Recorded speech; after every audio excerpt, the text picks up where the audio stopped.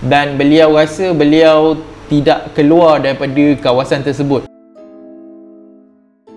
Okey baik, Assalamualaikum warahmatullahi wabarakatuh dan selamat kembali semula ke channel Farhan Jamal. Okey baik, pada hari ini kita nak berkongsi satu perkongsian yang dikirimkan oleh salah seorang daripada subscriber FJ di YouTube, di mana beliau ini nak menceritakan akan kisah pengalaman sebenar ibu kepada beliau, iaitu Puan Sabariah yang mengalami gangguan ketika melakukan perjalanan daripada Melaka sehingga ke Terengganu. Jadi daripada saudara Kimi Karazon ni, dia minta lah FJ punya nombor untuk dibuatkan voicemail lah cerita yang ingin disampaikan melalui suara. Jadi FJ pun bagilah nombor telefon FJ, kemudian beliau telah pun menghantar akan mesej tersebut lah.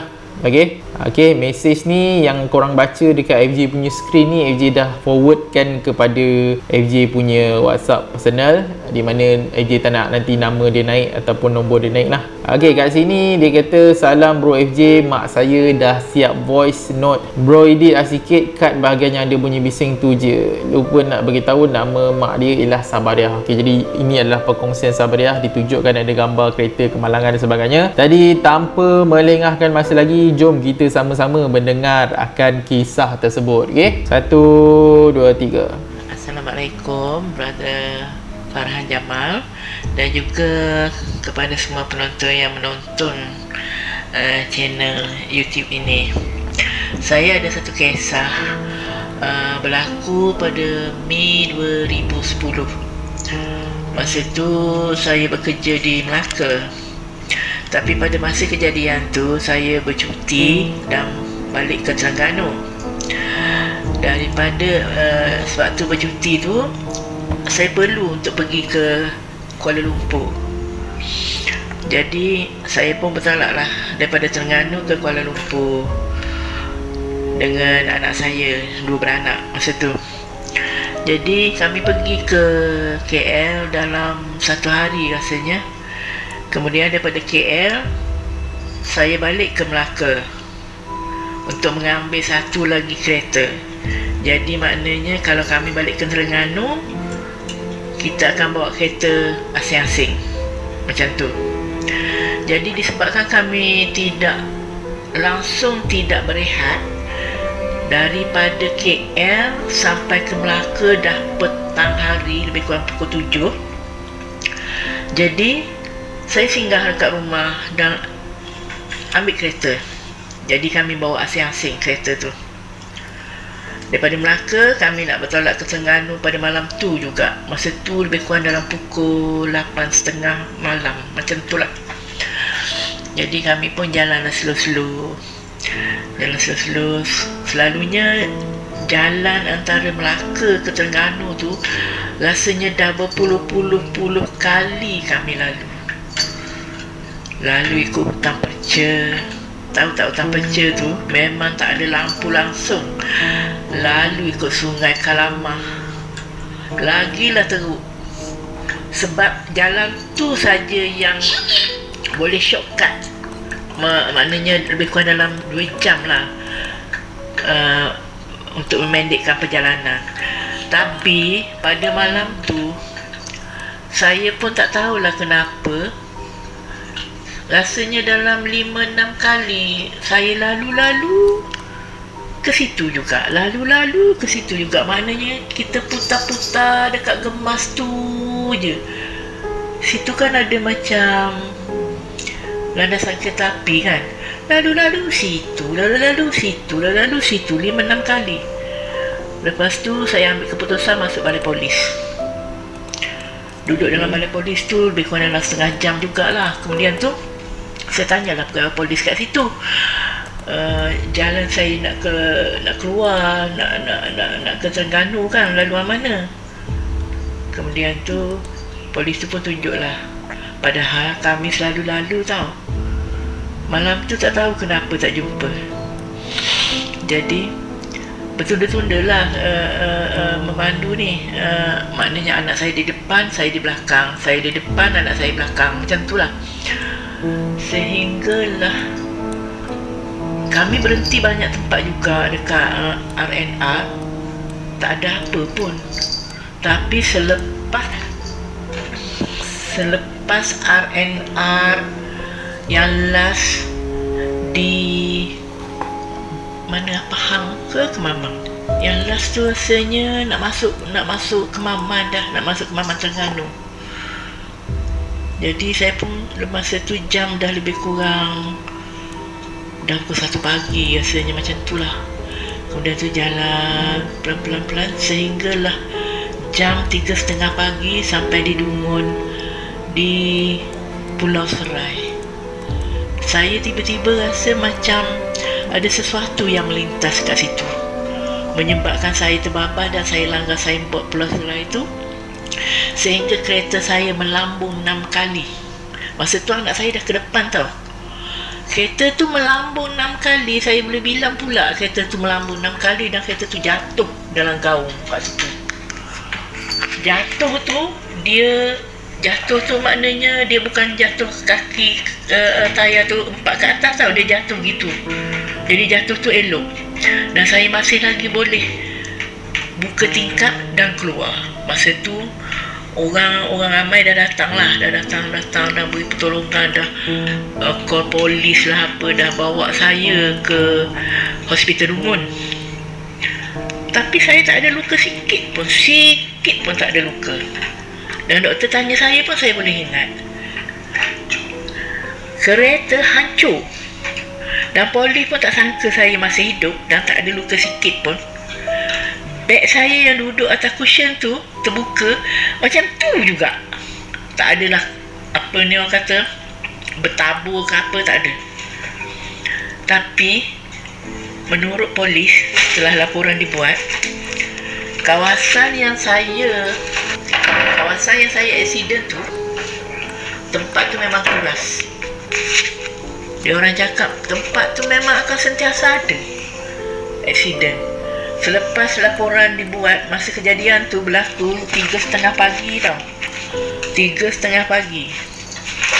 Selepas saya buat laporan dan kereta pun dah ditowing, menurut polis ada 4 lagi yang terbabas di situ.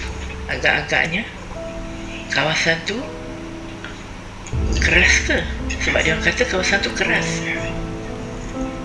Sampai sekarang, akibat kemalangan itu, saya jadi sakit berpanjangan sampai sekarang. Sekian, terima kasih. Okey, baik, itu saja penyampaian kisah yang diceritakan oleh Puan Sabariah, di mana pengalaman beliau sewaktu ingin pulang ke Terengganu. Okey, dia kata dia daripada KL pergi ke Melaka untuk ambil kereta yang kedua, mungkin berkonvoi dengan anak dia. Jadi dia orang nak pergi ke Terengganu melalui daripada Melaka kan. Kalau AJ tengok daripada laluan yang ditunjukkan ini, dia kata gangguan itu di mana dekat Jalan Gemas. Jalan Gemas ni dekat mana dekat dengan Rompin, lepas tu dekat dengan Batu Enam, dengan Segamat, Johor dan sebagainya lah. Jadi dia ikut jalan tersebut. Jadi dia kata dah berpuluh-puluh kali dah lalu sebenarnya jalan tersebut. Jadi tidak ada sebarang apa-apa gangguan lah. Okey, jadi nak katakan, jadikan cerita, pada malam tersebut beliau lalu di kawasan Gemas dan beliau rasa beliau tidak keluar daripada kawasan tersebut. Okey, ini adalah satu perkara yang agak pelik dekat sini, sebabnya mereka pergi 2 kereta. Okey, mereka pergi 2 kereta. Jadi apabila dikatakan kejadian ini mungkin berpusing-pusing di sekitar Gemas, Jalan Gemas itu, maksudnya 2 kereta lah yang akan berada di situ. Jadi sampai dia pergi ke balai polis untuk ditunjukkan jalan lah, mana jalan yang hendak dituju. Tapi kalau tengok daripada maps ni, apa yang FJ nampak, berkemungkinan laluan Gemas ini dia nak lalu ke, kalau tak silap FJ lah, kalau ikutkan, kalau dia lalu kepada Jalan Gemas ni, mungkin dia nak lalu jalan daripada Segamat ke masuk ke Pahang sebelum kita berjumpa dengan lebuh raya LPT lah. Okey, yang MJ faham lah, lalu Bandar Tun Razak, lalu Muazzam Shah. Okey, jalan yang agak terpencil jugalah ni kalau AJ tak silap lah, sebab dia lalu Gemas. Jadi dekat situ ada gangguan yang pertama, ialah gangguan yang diterima, dia rasa terpusing-pusing kat situ. AJ tak pasti sebab laluan Gemas ni AJ rasa AJ tak pernah lalu lagi lah, ataupun mungkin AJ pernah lalu tapi AJ tak ingat. Mungkin sebab waktu tu AJ masih kecil dan sebagainya. Sebab kampung AJ dekat Segamat, okay? Dekat belah-belah Caah sana, dekat belah Bekuk Okey, kampung FJ dekat Bekuk Segamat. Jadi FJ mungkin pernah lalu lah kawasan tersebut masa kecil-kecil ke apa ke, cuma FJ tak pastilah sama ada betul ataupun tidak. Cuma kawasan Gemas ni FJ tak pernah lalu, tak ada pengalaman lalu pada waktu malam dan sebagainya. Dan mungkin laluan nak pergi ke Gemas tu bukannya kawasan yang berlaku kejadian tu di kawasan daerah Gemas, tapi mungkin dia nak jalan menuju ke Gemas itu mungkin ada dia kata asyik ulang-ulang jalan yang sama lah. Okey, itu gangguan yang pertama. Kemudian dia kata okey, diteruskan perjalanan setelah dapat tahu daripada polis yang tunjukkan arah sehingga sampailah ke jalan yang dekat Terengganu lah, dekat dengan RNR, dekat dengan mana tadi je tengok map jap. RNR nak keluar ke Maman kalau tak silap. Okey, dekat sini tak pasti sama ada mereka mereka masih ikut highway ataupun mereka keluar melalui jalan dalam ke Maman ni lah. Tetapi kalau dekat highway ni je tak pasti jalan yang mana. Kemudian berlakulah kejadian kemalangan tadi seperti yang dikatakan tadi lah, iaitu berlaku kemalangan, dia nampak macam kelibat. Okey, nampak macam kelibat.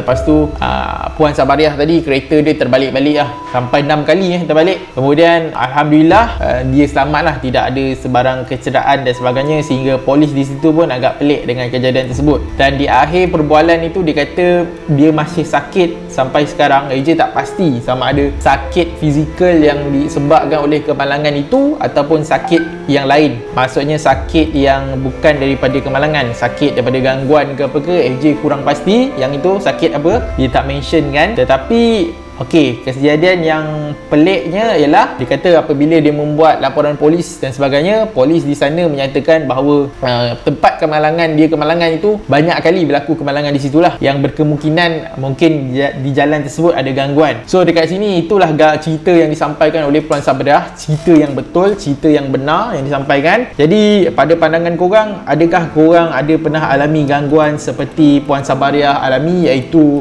berjalan di jalan yang sama, tidak keluar dalam masa sejam lebih macam tu kan, asyik jalan tu je ataupun rasa tak keluar-keluar daripada jalan tersebut? Pernah tak korang mengalami gangguan? Nak tanya pengalaman FJ tidak ada pernah alami sebarang gangguan seperti itulah sepanjang FJ membuat eksplorasi jalan seram dan sebagainya. Cumanya di jalan Gemas ni tak silap FJ adalah berapa kali FJ dengar cerita tentang jalan tersebut mungkin seram dan sebagainya kan, sebab pakcik FJ ada yang duduk dekat Segamat dan sebagainya, adalah pernah dengar kisah-kisah tersebut. Cumanya kisah-kisah tersebut masa diceritakan FJ selalunya buat tak tahulah, sebab bukan kita nak jalan kat jalan tersebut kan. Tapi bila dah FJ buat video berkaitan dengan eksplorasi jalan seram dan sebagainya, FJ rasa nak tahu jugalah akan jalan Gemas ataupun daripada Gemencih Melaka, Negeri Sembilan, Gemencih ke Gemas ni, adakah jalan tersebut memang agak keras ke atau sebaliknya? Yang ini yang boleh jawab ialah orang yang pernah lalu dan orang yang mungkin duduk di kawasan sekitar itulah. FJ tak boleh jawab pasal FJ tak tahu. Kok sebenarnya jalan dia okey ke apa ke, FJ tak tahu. Tapi seperti yang dimentionkan oleh Puan Sabariah tadi, dia kata dia dah banyak kali berpuluh-puluh kali dah lalu tapi tidak ada sebarang gangguan. Cumanya pada malam itu saja yang dia mengalami mungkin dengan gangguan yang agak pelik lah. Okey, kemudian yang kedua ialah di kawasan yang Kampung Pulau Serai Dungun ni, FJ tak pastilah akan di mana, sebab FJ rasa Dungun ni macam tak pernah pergi kot.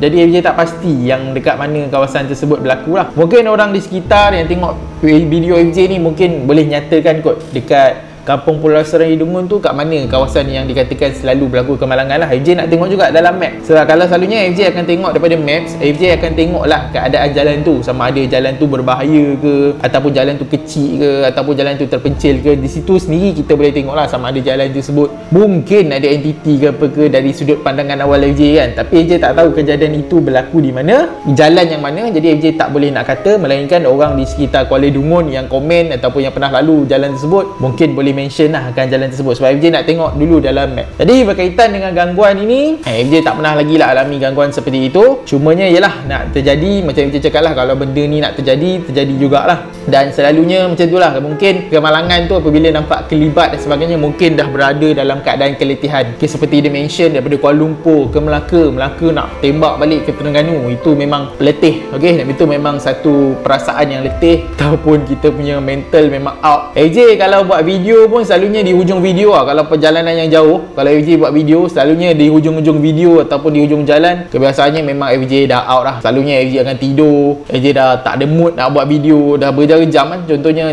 perjalanan daripada LPT yang FJ daripada Kuala Terengganu menuju ke Selangor tu, dah hujung-hujung dah pukul 5, pukul 4 macam tu, FJ rasa letih sangat, memang tak larat nak cakap pun tak larat, FJ tidur. Ada NR, FJ berhenti, FJ tidur. Itu situasi dia lah. Di mana mungkin kalau FJ teruskan lagi, FJ akan macam-macam kemungkinan sebab badan kita tengah penat. Jadi mungkin gangguan tu senanglah nak mengganggu kita ketika kita berada dalam keletihan. Sebab tu orang nasihatkan kalau kita melakukan perjalanan jarak jauh, kalau penat ke ngantuk ke, lebih baik tidur. Sebab macam-macam kemungkinan lah. Dari sudut sains, kita punya mental dah out dan sebagainya, kita tertidur, micro sleep dan sebagainya. Dari sudut gangguan, mungkinlah benda tu dia tengok kita dah keadaan macam keadaan yang lemah dan sebagainya kan, dalam mental yang ngantuk dan sebagainya, letih, dia ganggu. Waktu tu kita pun terkejut, kita boleh berlaku kemalangan. Jadi nasihat orang-orang lama berkaitan dengan kalau kita penat apa semua, letih, tidur, itu adalah nasihat yang paling baik lah. Dan FJ sentiasa amalkan sebenarnya. FJ sentiasa amalkan. FJ kalau letih macam mana ke, FJ akan tidur lah, tak kira lah sejam ke. Kadang-kadang ada yang dulu nak balik Johor Bahru kan, FJ selalu gerak tengah malam nak balik Johor Bahru, FJ akan tidur kadang-kadang 2 jam, sejam setengah sebab ngantuk sangat. Bangun-bangun ngantuk lagi lah, tidur balik sampai puas baru jalan balik. Itu cara FJ memandu lah. Okay, jadi berkaitan dengan gangguan tu, siapa-siapa ada pengalaman, FJ tak tahu kan, pasal FJ tak pernah lalu lagi jalan tersebut. Dan jalan sebelah Johor belah-belah ni adalah plan FJ, tapi mungkin plan-plan yang terakhir kot, sebab ni dah kira jauh daripada FJ punya rumah ni. Okay, belah-belah Johor ni apa semua, mungkin kalau dah tak tahu nak ke mana apa semua kan, dah banyak jalan FJ pergi, bahagian utara, bahagian Selangor, bahagian Perak dan sebagainya, mungkin belah-belah sana FJ boleh terokai lah pada masa akan datang. Okay, jadi kalau korang ada cerita berkaitan dengan kisah yang lebih kurang sama ataupun berlaku kejadian di jalan tersebut, korang boleh sharekan di ruangan komen di bawah. InsyaAllah FJ akan cuba baca, dan kalau kisah yang korang sampaikan itu menarik, FJ akan cuba bawa kisah itu ke dalam YouTube FJ ni untuk FJ ceritakan kepada orang ramai lah. Sekian dan sampai di sini saja untuk video kali ini. Jangan lupa like, share dan subscribe channel ni, dan nantikan video reaksi yang seterusnya. Assalamualaikum, selamat malam dan jumpa lagi. Bye.